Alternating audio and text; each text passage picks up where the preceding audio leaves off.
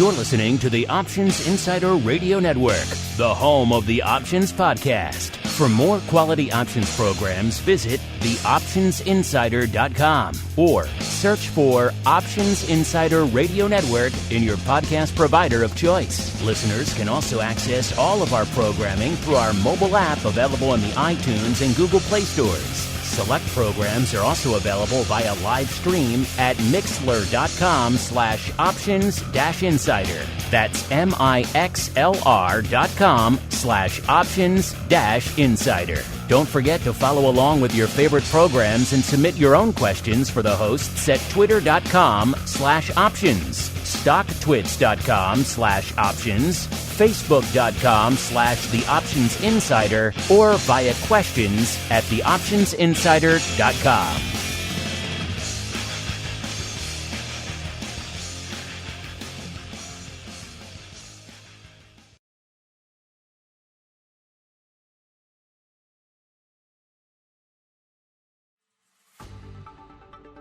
Welcome to Volatility Views, the premier program for volatility traders. Each week, we'll take a deep dive into the world of volatility with in-depth analysis, trading activity reviews, strategy breakdowns, cutting-edge education, and much more. We'll also bring you exclusive conversations with the traders, researchers, and asset managers who are reshaping the volatility landscape. If it involves volatility, then you'll find it on Volatility Views.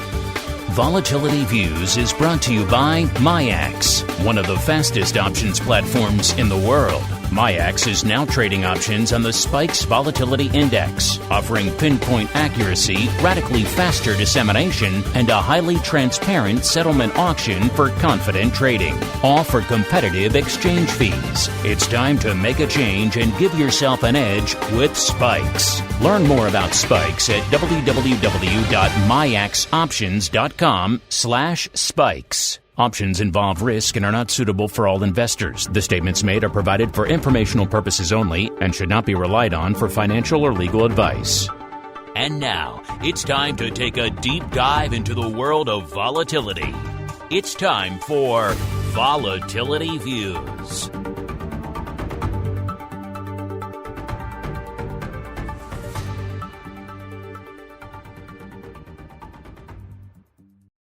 All right, everybody. That music means it is time once again for Volatility Views, the premier program for volatility traders. My name is Mark Longo from theoptionsinsider.com, as well as, of course, from the ever-compelling, ever-scary, probably these days a little bit for you, the Options Insider Radio Network. You guys know how to get us Mondays and Thursdays on the Option Block, of course, every other day throughout the week for other shows, and Friday, 1 o'clock Central, 2 p.m. Eastern, for a little thing I like to call Volatility Views. A lot of vol to talk about today, so it should be an interesting one. Of course, get those questions, those comments, those insights, and we do love to hear from you guys. And joining me on the old program today, first off, he hasn't been with us in a little while. In fact, it's been about a decade since he last joined us.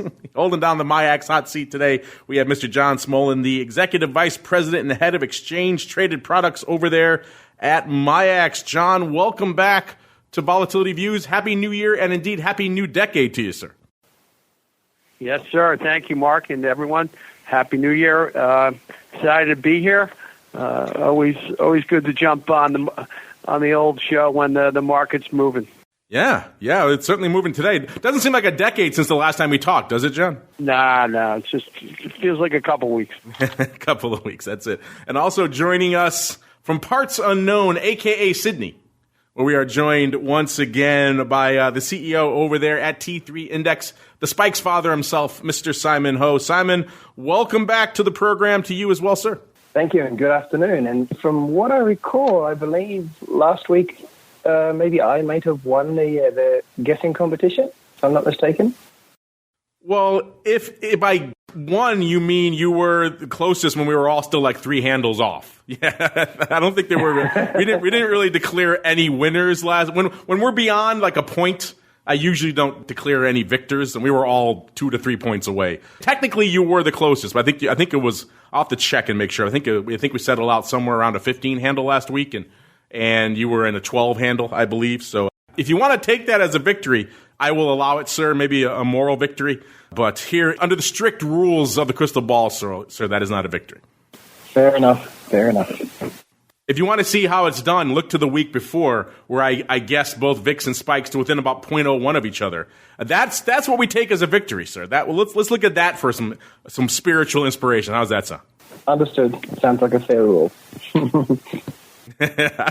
Spoiler alert, I don't think any of us are going to be that close this week either, as we continue to see some serious vol unfold in the marketplace. And joining us last but not least, he is the greasiest of meatballs, Mr. Mark Sebastian, joining us from OptionPit.com by way of Carmen Line Capital. Mr. Meatball, welcome back to the program, to you as well. Hey, good to be here. I'm excited. Happy to be on. I didn't realize it was going to be like I didn't realize it was actually be a panel of all-stars today, but it is. You got John Smollen, one of the top 300 most famous SIBO option traders ever. You've got Simon Ho, who is, again, maybe one of the 1,000 most famous traders in all of Australia. And then you've got me, who is, obviously needs no introduction. And, of course, the Longonator, Mark Longo, joining us, who's created his own fame by creating his own network. So, it's a super famous panel today. Yes. Interesting barometers for fame you've chosen for all of us, sir. With those various demarcations in place, let's keep on rolling right on into the Volatility Review.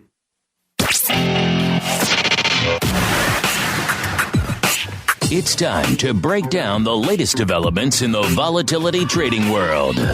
It's time for the Volatility Review.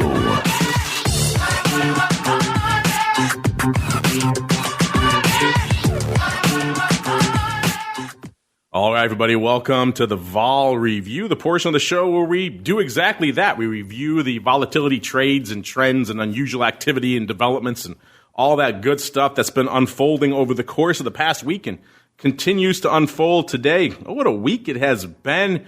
Last week we were trying to measure and gauge whether this concern, these pandemic fears, really had legs to them, or if it was going to be like any other event we've seen over the course of the past couple of years, where we'll see a little bit of a blip in volatility, then it gets faded pretty instantly. We saw that with the trade war many times. We saw it earlier this year, this month even, with the Mideast crisis there and the Iranian general being taken out, a bunch of other things. That volatility was faded pretty quickly, and it was an open question whether that would be the case right now or whether this would have some legs. And the week started off with a little bit of concern, selling off, seemed like it might have some legs. Then, of course, micro burst in on the macro scene, and we saw some amazing earnings out of some big names, Apple, Tesla, Amazon last night, all just blowing the doors off things. So that seemed to allay some concerns, mitigate some fears, and as soon as we sold off, we turned right around and rallied yet again. And now coming into the latter portion of the week here, we're back on the, hey, things are bad again tip,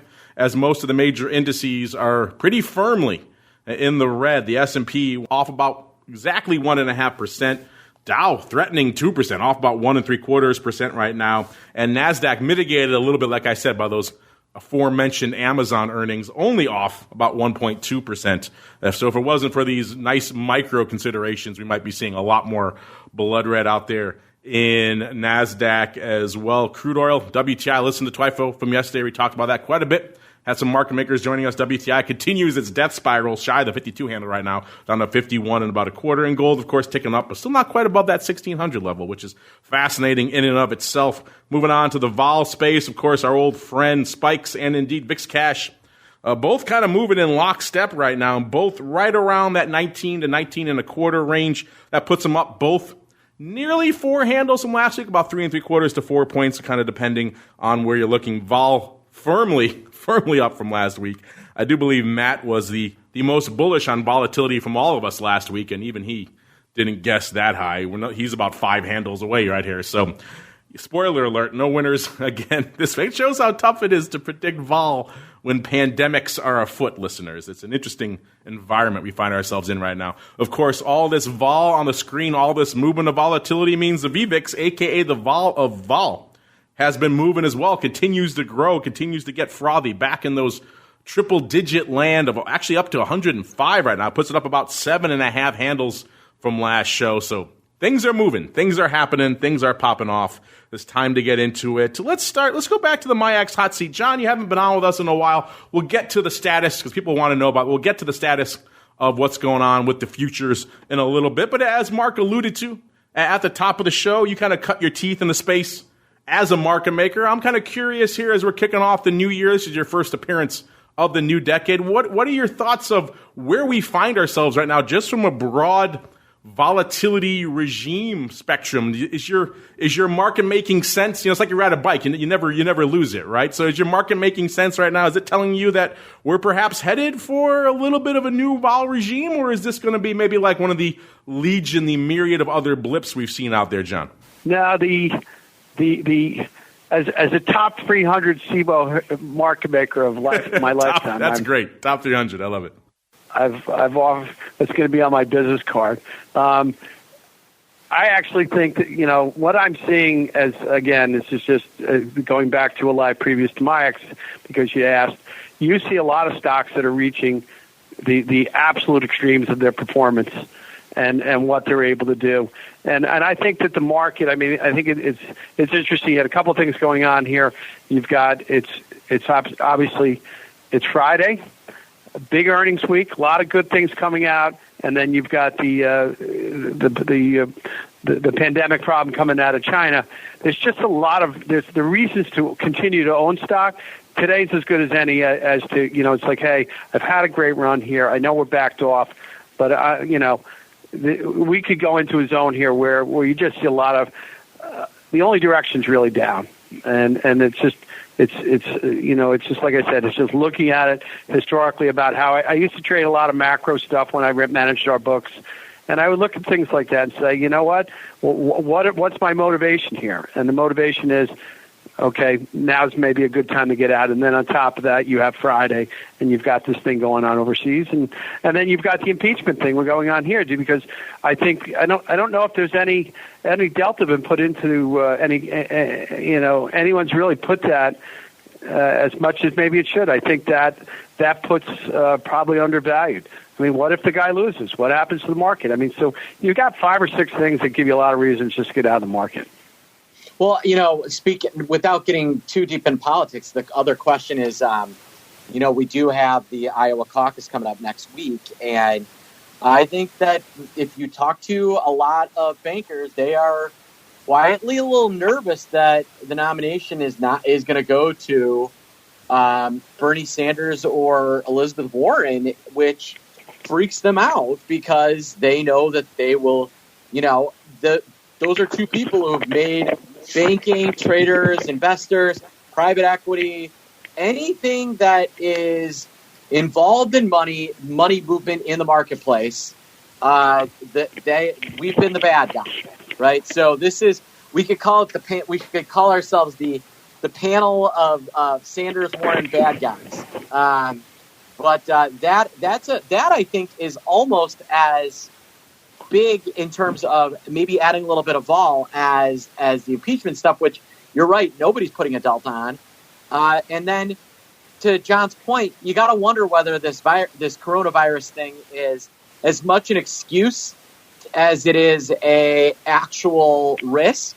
If this was really a risk, would Disney be up when they're having to shut down Shanghai Disney? And would Apple be down 3.5% when they were up last week? So you gotta wonder whether this is as much the quote unquote MAGA stocks had gone so far so fast that the market just said, you know what, this looks like a perfectly good reason to push the red sell button. Maybe we do that. So I'm kind of with John on his analysis, and I know Simon's with me too. You're still pushing that MAGA hat thing, are you? You know what? Yes, I'm trying to figure out exactly what. Maybe I'll make it green. Be a green MAGA hat. Clarify for our listeners who missed the last show what exactly you're talking about, sir, because it's not what they think. It's Microsoft, Apple, Google, Amazon. And that at the time was in the order of, at the beginning of the year, the order of market cap. So that was where that comes from. And all I was saying is that's replaced FANG, because FANG is no more. FANG is dead. Long live the MAGA hat that the Option Pit folks are putting out forthwith. I'm still looking forward to getting my hat here, so we could all wear it. Microsoft, Apple, Google, and Amazon, I believe, was the other one you had in there, which this week, good number of those popping off and putting up some good numbers. Simon, as our representative of the Asian Pacific region, but close, adjacent, you're on the rim there.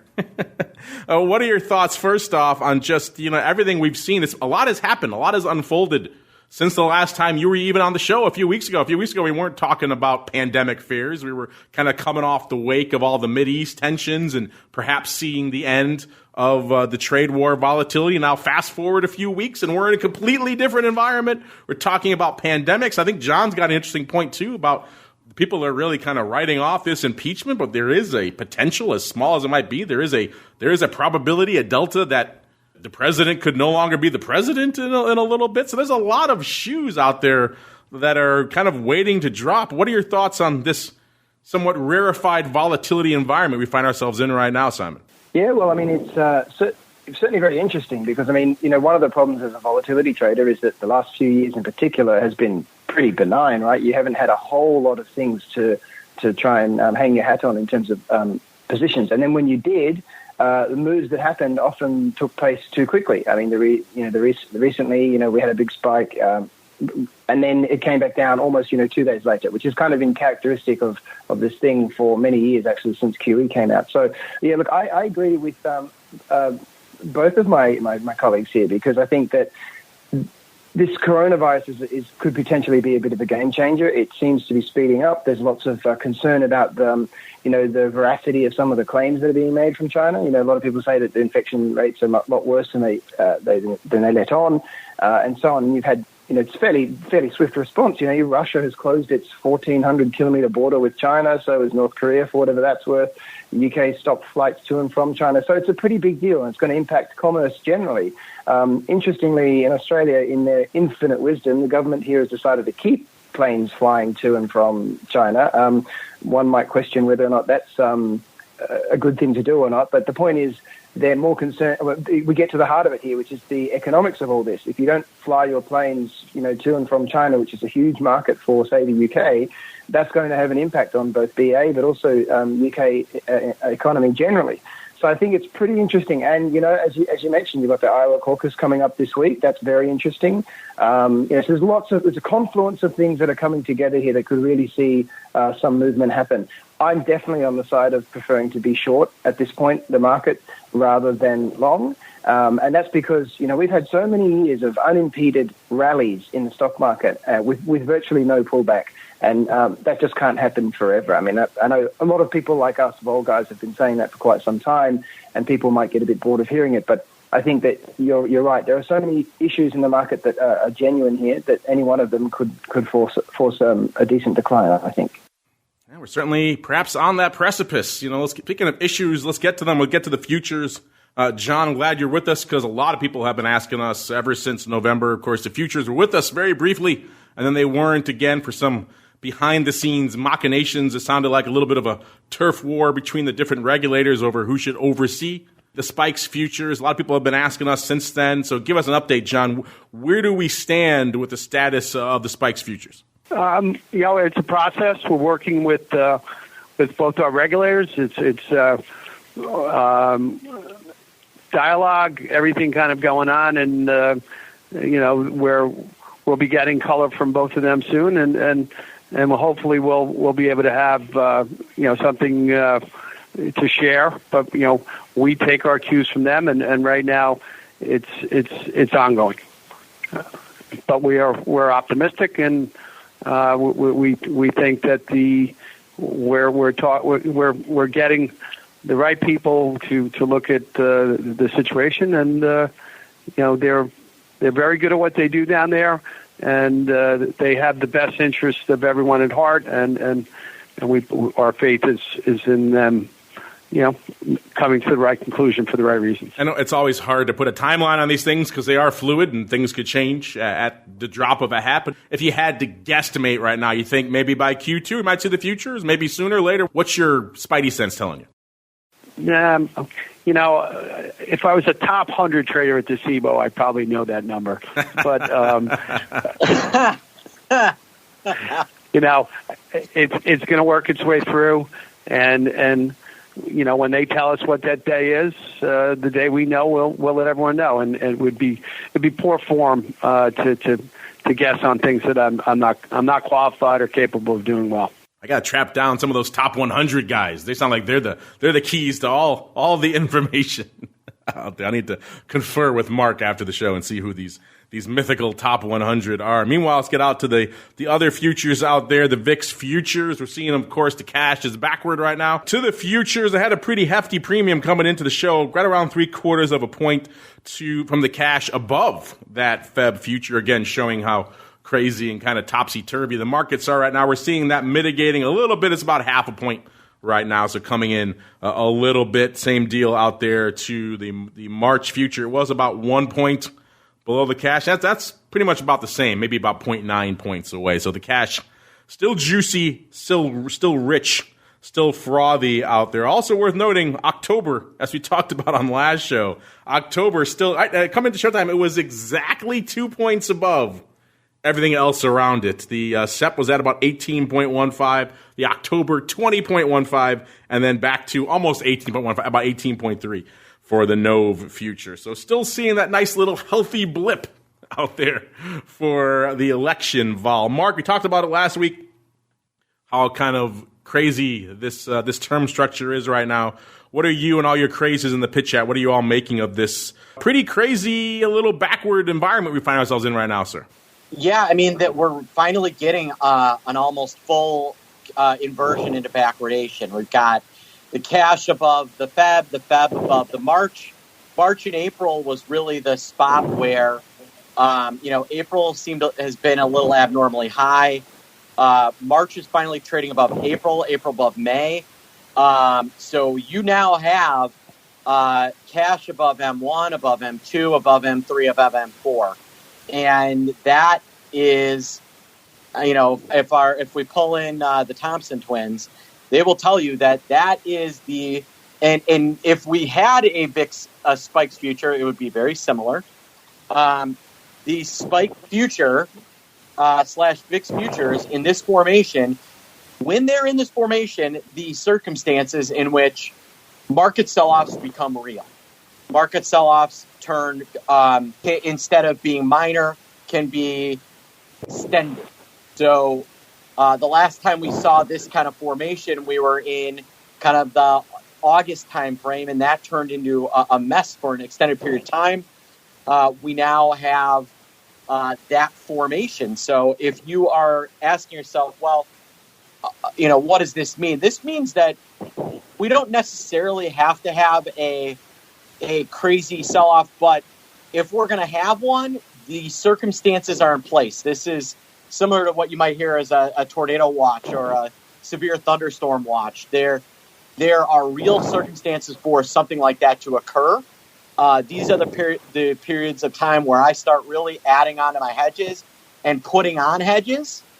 So I have put on hedges here, and what I'll say is that we don't necessarily have to go down, but we absolutely could. And if we rally, the rally is not going to be a little rally. It is going to be a strong rally. We are in a line for some real market volatility, and it could be for a little bit. Again, some of these earnings really got extended. Apple's down 3.6%. It's down almost $12. And as much as that might be related to coronavirus, I think it's a lot more related to the fact that some of these valuations are rich, and the market is finally has a good reason to take some of that down.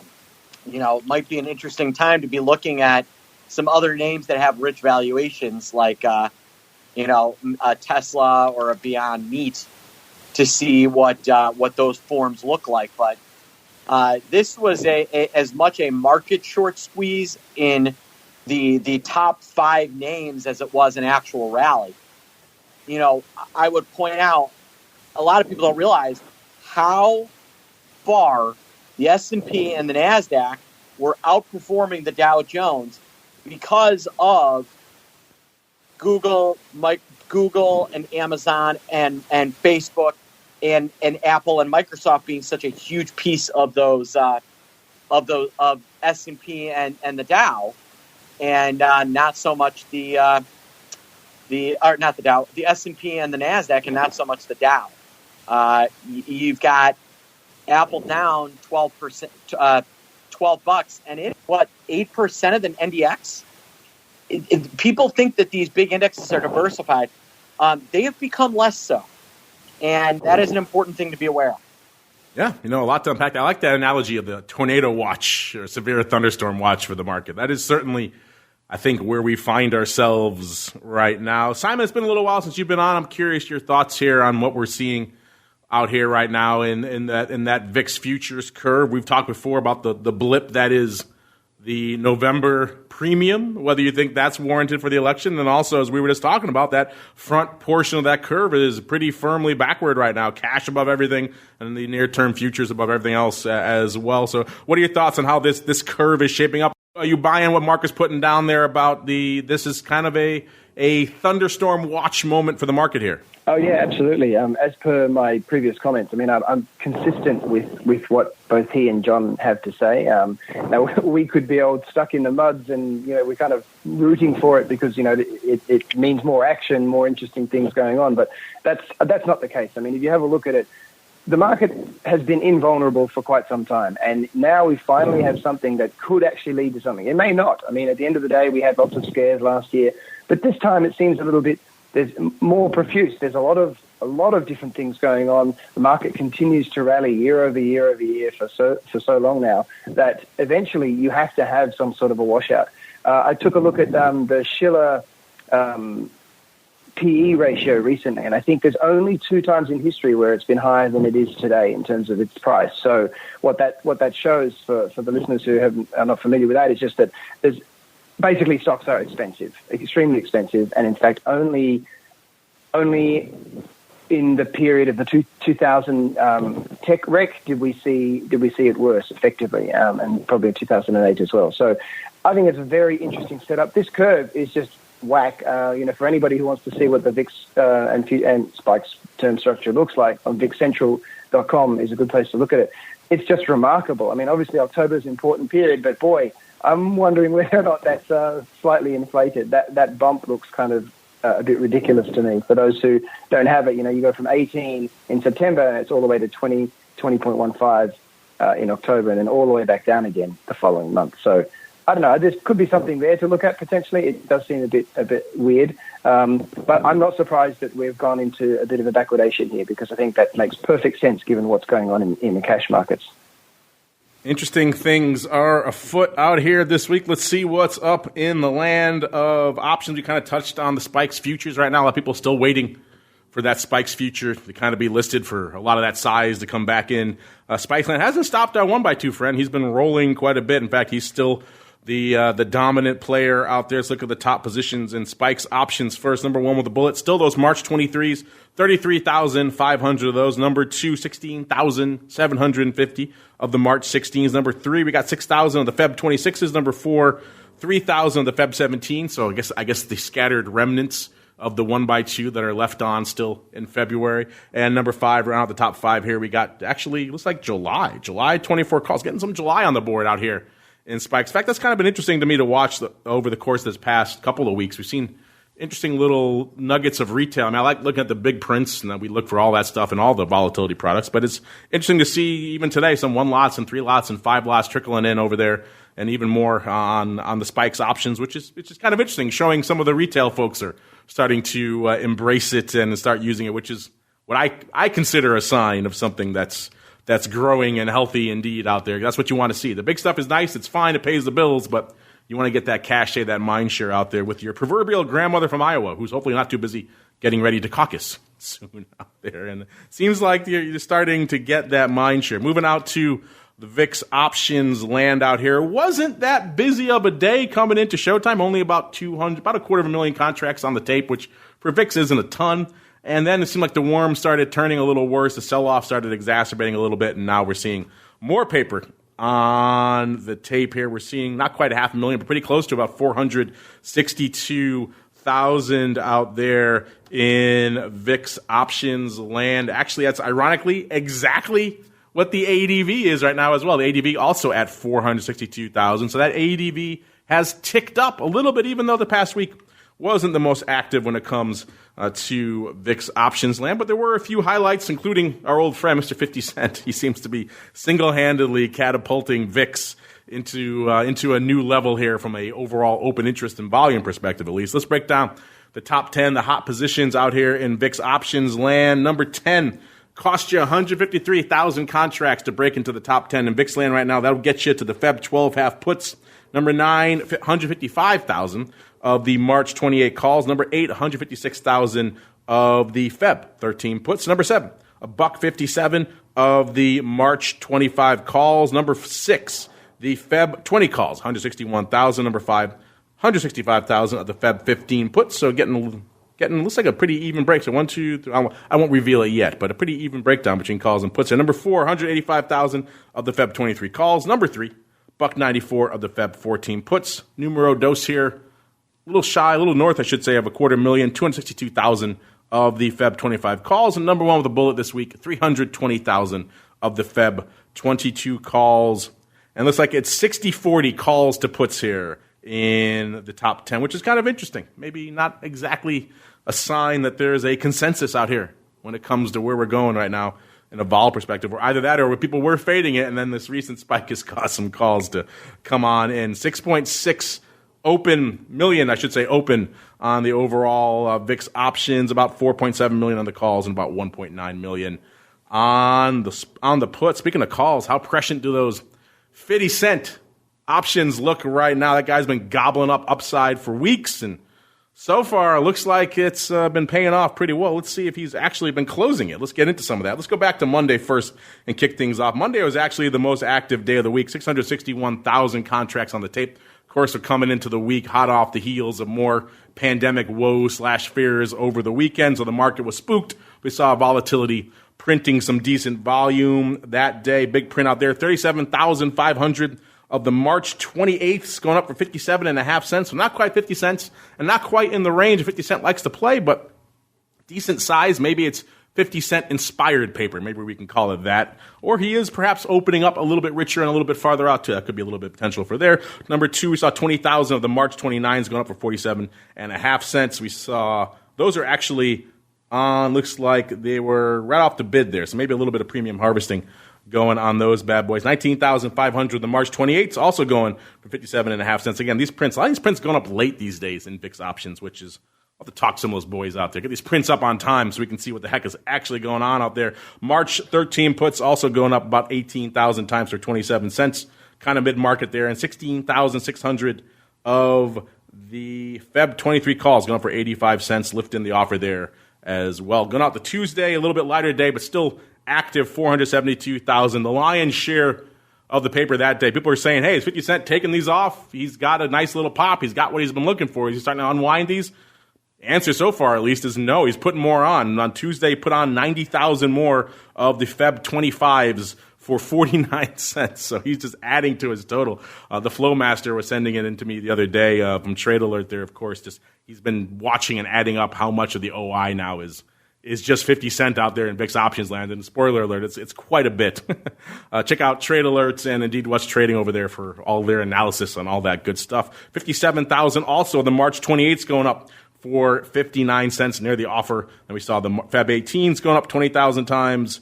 Again, mid-market, and 13,000 of the Feb 24s going up for 61 cents, kind of mid-market there as well. But the big print, clearly almost a quarter of the paper going up in that one massive 90,000 lot of the Feb 25s. Wednesday, pretty light day, a pretty quiet day, a pretty tranquil day. The big print, May 35 is going up for 32.5 cents. All those old fractional prints brings back a smile to my face, the days of eighths and teenies. And 32.5 cents here went up nearly 50,000 times. This was exactly mid-market on these bad boys. Also late. So, again, it's kind of hard to read into the tea leaves. I think some of the brokers are starting to realize they put these up late. It makes it a little harder to interpret what the heck they're actually up to out there. An old trick, but being put to new uses perhaps out there. Also saw a bit of a put vertical / wrong. I'm going to call it more of a vertical. 20,000 of the Feb 14 put spread going up for 26 cents. Again, this one also going up late, but it looks like paper may be buying that one. So maybe putting that on initially, not opening on either leg, worth noting as well, because that's hard to tell when there's a lot of OI in VIX land. Kind of hard to see the forest for the trees sometimes. Thursday, another light day, 326,000 contracts. The big prints, 18,000, almost 19,000 of the Feb 12 half puts going up for a whopping nickel. This looks like someone maybe trying to take off some downside risk there. About 12,000 of the March 26 calls going up for 61 cents. Kind of splitting the uprights there. All those prints, I should note, are all late.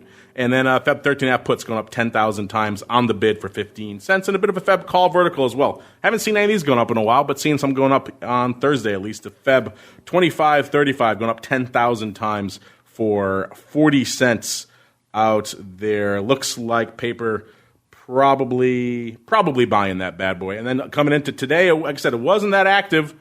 Starting to light up a little bit now. It was about 250,000 contracts on the tape. Now at about exactly the ADV. 462,000 contracts. The big print coming into Showtime were these funky March 17-26 ratio risk reversal, 17 by 10,000.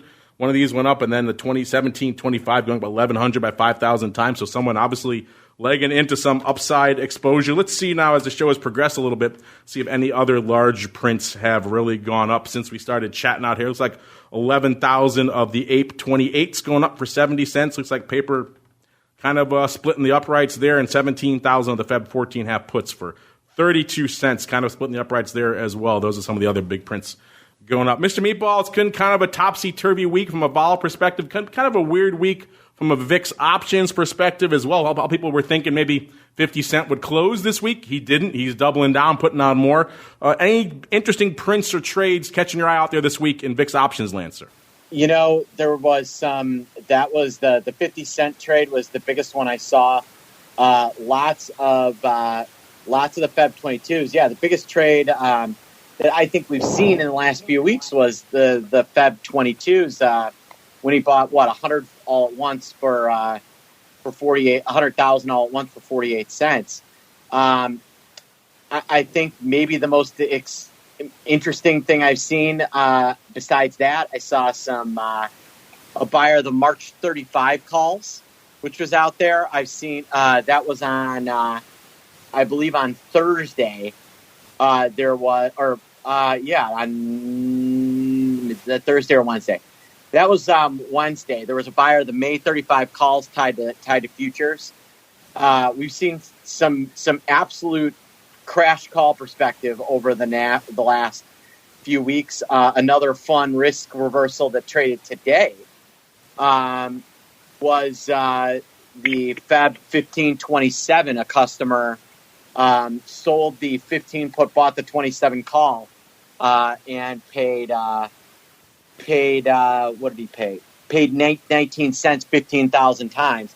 Just tells you that people are out there hedging and putting on positions because the market is saying if you want to hedge, now's the time. And so that is the action we have seen has been pretty furious. I would point out that in both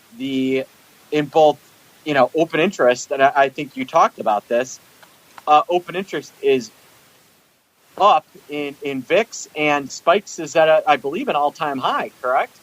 59,000, that's pretty close. John, does that qualify for an all-time high out there in OI land from a spikes options perspective, sir? Yeah, it definitely sounds like that is our top tick for sure. Interesting. Mark, one of the questions everyone's been asking us, we kind of just touched on it. Some people are surprised 50 Cent isn't closing. Obviously, he has other axes to grind. out there. But are you surprised he hasn't taken any of this paper, at least for any apparent size, off the tape this week? No. If you understand that he's primarily a credit trader, then the thing to think about is that he is probably hedging off and carrying this against a portfolio that he's carrying on the other side that is likely taking some pain, and he needs these as a hedge. If he's straight up buying these as crash protection, then maybe I'd be surprised. But, let's not forget he's up on these, but it's not like he's made these are wildly profitable. They're up, they're up 100%. His 300, let's say he's got $250,000 on these. He's up 60 cents on these. How much is he really up? He's up, I'm going to do the math right now. He's up, $15 million on those. That's not about, am I telling tales outside of school? I'm going to guess that if he's carrying a bond portfolio, that he's probably wearing close to that much. So this is absolutely meant as a hedge, and he's probably just starting, for him to start taking money off on these, he needs this portfolio, this portfolio of call options, not to double, but to kind of hit that exponential level we get when VIX spikes to 30 and VVIX or the Viking goes to 140. That's really where I think a trader like this is going to start taking dollars. He's not carrying this, in percentage terms. He's made a lot, and in raw dollar figures to a normal person, not John or Simon, but to a normal person like you or me, 15 million might sound like a lot. But, for a true institutional trader, he really needs that exponential explosion. So I would not be surprised if he doesn't start really taking dollars until these things are trading, above $2, maybe even $3 a contract. Who would know that off the top of his head, of course, is one of the top 300 traders in SIBO history. So, Mark, when you break into that rarefied air, then you'll be able to just throw out those numbers off the top of your head. Speaking of numbers, let's move on to VXX land. Man, what a capricious beast VXX and indeed volatility is. We're just exactly 2 weeks removed from the Jan expiration. Jan, of course, where a lot of people pile into their downside. And we saw so much OI out there on strikes like the 14 puts and others. And it worked out for them this time. Maybe not the 13s, but the 14s it worked out. That was the number one OI position going into expiration. About, I think, 70-odd thousand contracts were open there. It worked out. It was a little dicey. They were kind of pinning there for a little bit, but it worked out. They expired in the money. And then we've said before, though, you got to be prepared for when the worm turns. And just a week or two later, the worm has turned. We're back up to the 16 handle. We were talking before how someone had piled into the 13 puts in Feb. That's still, spoiler alert, the number one position out there in VXX land. And that's not looking good. So if you're just continuing to play just that nothing but downside game in VXX, you got to have something in your back pocket for times like this when things get backward and funky. And so far, it's only been a month of the year so far. We've already seen a lot of crazy events popping off, and it doesn't sound like maybe we've seen the end of this one big one everyone's focused on right now. So interesting stuff. Again, VXX up over 2.5 handles just from our last show. When was the last time we could say that?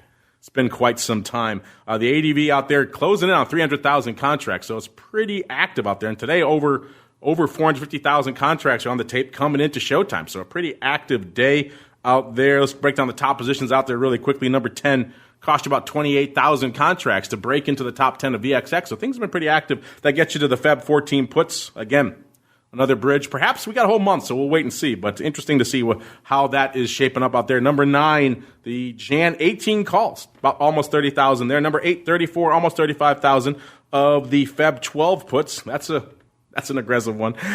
Number 7, 36,000 of the Jan 16 half calls. Those are looking a lot better than they were, by the way, Jan 31st, so today. So he's going to be have an interesting time going into the close here. So far right now, actually we've seen VXX come off a little bit. It's a little bit shy of 16 right now. It's about 15, almost 1575. So not looking good for those 16 halves either. Number 6, 43,000 of the Feb 15 calls. Number 5, 46,500 the Feb 28s.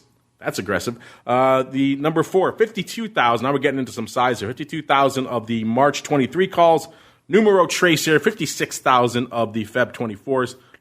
Numero dos, I should say, 57,000 of the March 22s. And number 1 with the bullet out here, I kind of gave it away before, 67,000 of the Feb 13 puts. That'll be interesting to see if those bad boys come back into contention by the time of February, or if, as some people have prognosticated, maybe this is a bit of a turning point out here from a vol perspective. Total of about exactly 2 million contracts open out there right now, about 1.3 million on the calls and about 700,000 on the puts. So calls still outpacing puts out there from a VXX perspective. Big print today looks like a funky 6-way. I won't even parse this one. It's all sorts of nonsense out there. Feb 17, 17 halves, March 25s, March 23s, and March 24s, all going up about 6,600 to 5,300 times in various ratios and various spreads. We take a half an hour to parse all that. Instead, let's go back out really quickly. Mr. Meatball, I know your crazies out there in the pitch chat love themselves some VXX. Anything catching their eye out there?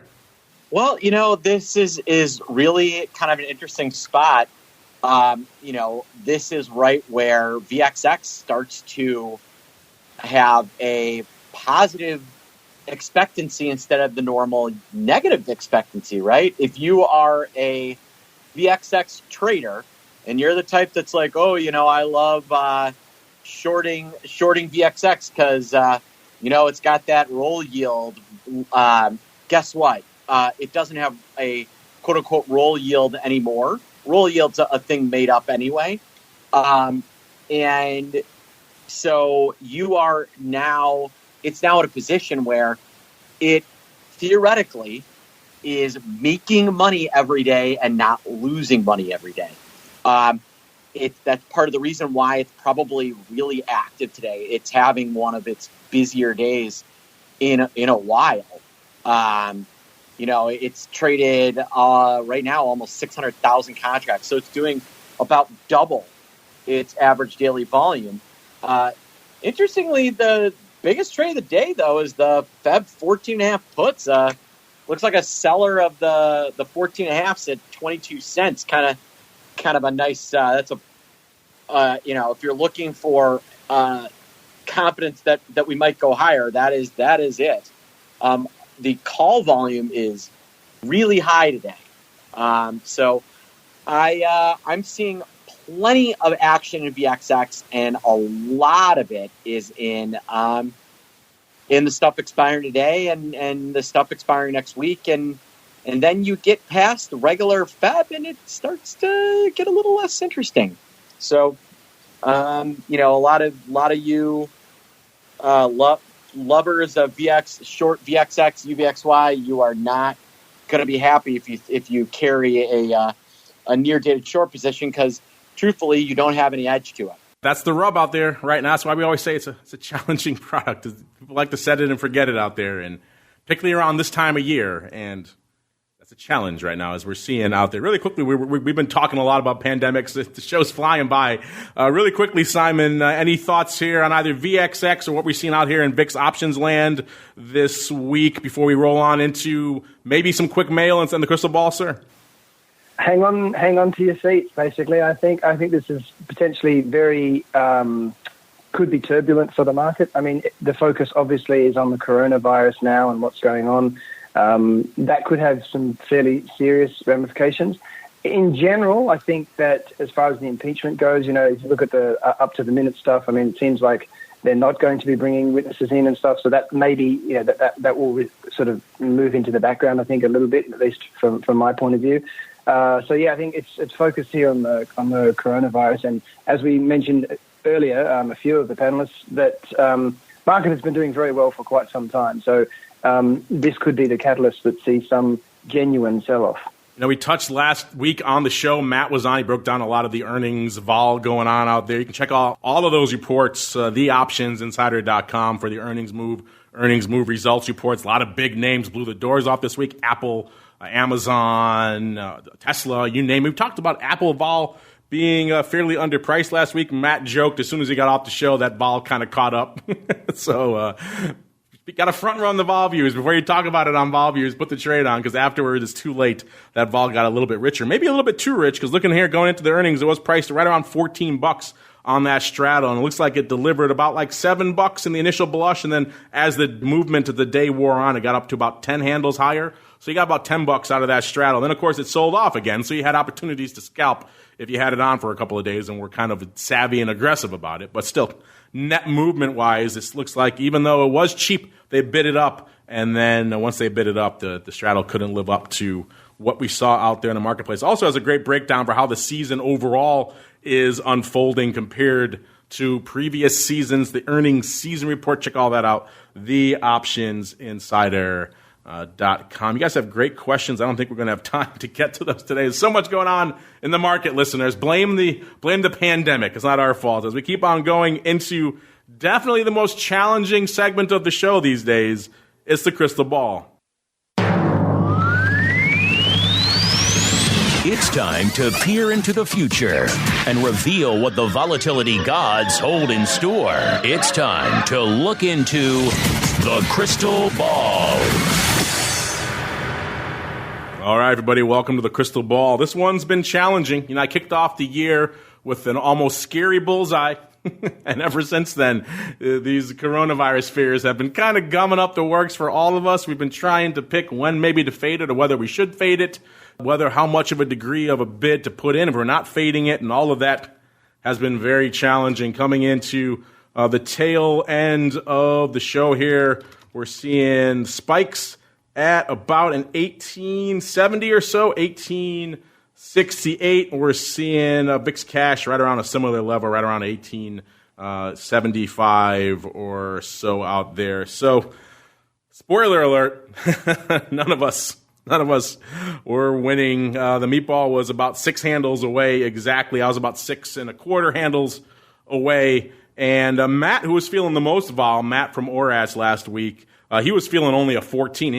It's funny, he came on the Advisor show with me a couple of days later, last Tuesday. Check that out, listeners. It's hitting the network as we speak. And he sounds like his vol models had changed a little bit, even since Friday. And he was saying that he thinks maybe this has some legs to it. He thinks this actually could be the real thing. He kind of termed it, maybe this is potentially a volatility regime change out there. So it sounds like if he had a couple more days, he would have definitely juiced up his vol picks. 14 ain't going to cut it today, Mr. Matt. So no winners today, even though Simon might take that as a victory, because we know his definition of victory a little bit looser than the rest of us out here. So no winners for this week, which means, guess what, Simon? As the visiting guest who didn't play last week, so you didn't lose last week, you get to go first, sir. What are you feeling? It's a dubious honor this week, I know, but what are you feeling for this time next week in this crazy backward, crazy coronavirus, crazy impeachment market we find ourselves in today, sir?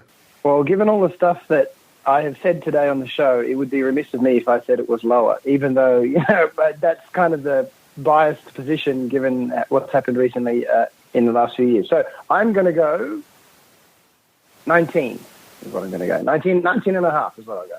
19 and a half. So where we are right now, a wee bit more, about a 3/4 of a point premium over there. 19 and a half for Mr. Simon. Mr. Meatball, you also lost last week, but you lost a little bit less than me. So you get to go next, sir. What are you feeling for this time next week? All right, so I'm going to make 2 predictions. One, we're going to see an actual VIX spike, but I think the high for the VIX for the entire period might be Monday. But that might be 25, 26. So I will be and I'm going to place us 18 and a half, right where we are. Almost unched from where we are right now. 18 and a half. So interesting. Yeah, that's the challenge about what's going on right now, right? We could have crazy spikes early in the week, and then, of course, we do have some micro things still popping off. As John alluded to at the top of the show, there is that impeachment delta lurking out there. That could kick in, and all of a sudden, who knows what that could. Of course, we have Iowa looming as well. If some of these, shall we say, less market-friendly candidates seem to be moving into the lead, then that could, of course, exacerbate things. So a lot of known unknowns, I should say, lurking out there coming into next week, which makes all this that much more challenging. I say all that to buy myself some time, listeners. So we got 19 and a half on Simon, 18 and a half on Mark over there, the Greasy Meatball. I could certainly see what they're putting down here, but I almost have a hard time saying this, but I think we may mitigate a little bit from where we are right now. So I'm going to say almost a point shy of where we are right now. I'm going to say 17 3/4 coming into shows. That makes actually kind of an interesting three-legged market here, listeners. You got me on the downside, 17.75. You got the Greasy Meatball playing the Goldilocks role in the middle there at an 18.5. And Mr. Simon playing the Russell Rhodes role on the show today, bringing up the top level there with a little bit of the old 19.5 there. What are your thoughts for where we're going to be next week? This is the challenging one. Right in. If you pick it, maybe you win some fabulous prizes, listeners. All right. Unfortunately, that music means we have come to the end. Imagine how quickly an hour flies by when you're talking pandemic vol and impeachment and backwardation and 50 Cent and all the other. We didn't have time to get to your questions. That's how crazy it was today. But keep them coming. We'll try to get to them. No promises, given everything that's popping off right now. But we'll try to get to them next week. Keep them coming. We love to hear from you guys. Maybe we'll try to squeeze some of them onto Option Block and other shows if there's a little bit of time on those. But before we go, they go back around the horn. Let's start in the land of MIAX and the MIAX hot seat. Mr. John, you kind of alluded to us at the top of the show there that you're still in the wait-and-see mode for the Spikes futures. But if folks want to learn more about what's going on in Spikes, maybe they want to stay abreast of the latest developments so they'll know instantly when those futures are back on the market, sir. Where should they go? What should they do? Yeah, sure. We keep our website and always updated, and www.miaxoptions.com, and we'll be very quick to share the information we can share when we get it. Our ideas are in line with everyone else. We want this thing up and running and trading. In addition to that, we're in the midst of developing and releasing kind of cutting edge functionality for our three exchanges, and all that information is available via our website.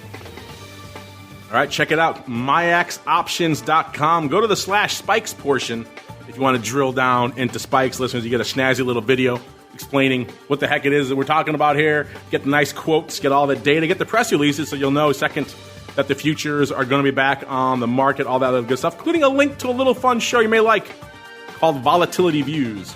Check out that page, MIAXoptions.com/spikes. And Mr. Simon, I think once again this week, I may have invoked your milkshake index on a different show.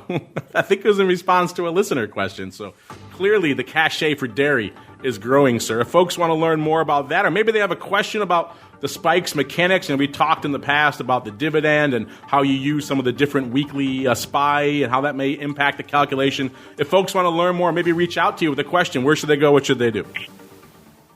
Well, they're very welcome to come and see us on T3index.com. Just a bit of a spoiler alert, we're going to be putting on the website pretty shortly a sort of buy right and a put right index that uses Spikes to make some determinations on that, and it outperforms pretty much all of the existing such strategies that there are. So certainly worth looking at. That should be up in about a week. I like that. Good stuff. And of course, you're right. You're doing it on an American-style index with some early exercise and some dividends. That should make things a little bit more interesting from a premium harvesting buy right. Check it out over there, T3index.com. Check out the milkshake index and, of course, the bit vol. If you want something of flavor of vol, chances are Simon and his team over there have cooked up something. If you want to see something, reach out to them. Maybe they can put it together for you. And Mr. Meatball, you guys have a lot of stuff popping off over there. You have your Vol Club. You have those sweet, sweet MAGA hats. You have that cool new Vol Clubhouse with the secret handshake. I want to go check it out for myself. If folks want to kick the tires on all this stuff, where should they go? What should they do? Just go to options.com and check out our blog and read it, and give us your email, and we'll send you. I'm in the middle of writing a new Fear Gauge book, so that'll be good. I'm going to have a Spike section on it, and maybe a little bit on SVIX. So should be, if that thing gets built. So should be fun. Go to option.com and get yourself and read our blog every day. There you go, optionpit.com. Sign up for the Vol Club. Get that fancy Vega key in the mail. Go open the clubhouse, learn the secret handshake, get your fancy hat. Fun stuff, optionpit.com. I've created a fun image How much of that is real? Go find out for yourself, listeners. OptionPit.com. It's the place to go. And on behalf of the Greasy Meatball and John, one of the top 300 market makers in SIBO history. And, of course, Simon over there at T3 Index, and indeed myself. I want to thank all of you out there for downloading, streaming, subscribing, for sending in questions, for listening live, all the fun stuff that you guys do. Keep it coming. Remember, if you like what you hear, head on over to your platform of choice, leave a little review. 5 stars if you can hang it. If not, hey, do whatever your heart feels like. All that stuff helps new people continue to discover this show. It's a long-running show. A lot of people love it, but more people discover it all the time. That process helps new people find it. So leave a review wherever you can. And, of course, we'll see you back here on Monday for the option block and crypto. And then, of course, back on Thursday for TWIFO and option block again. OPR in there in the weekday as well. And, of course, advisor's option this week. You never know what's going to hit throughout the week. Then, of course, right back here on Friday for more Volatility Views.